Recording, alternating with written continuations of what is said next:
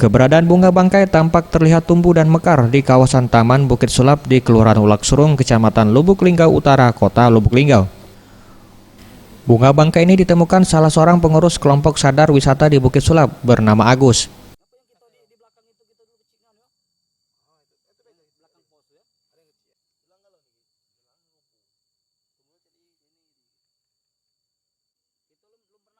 Agus mengaku ditemukannya bunga bangkai saat masih kuncup. Keberadaan bunga bangkai di taman ini dapat menjadi magnet tersendiri bagi wisatawan lokal dan asing untuk berkunjung ke Kota Lubuk Linggau, lantaran bunga sering tumbuh di taman wisata ini.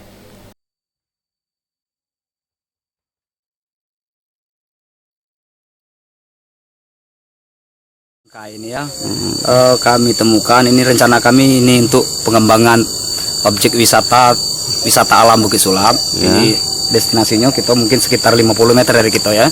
Setelah kita bersih-bersih. Sementara itu, bunga bangkai biasanya akan mengalami musim mekar di sepanjang September hingga Januari di dalam kawasan wisata Bukit Sulap atau kawasan Taman Nasional Kerinci Sebelat. Tim Liputan Sriwijaya TV.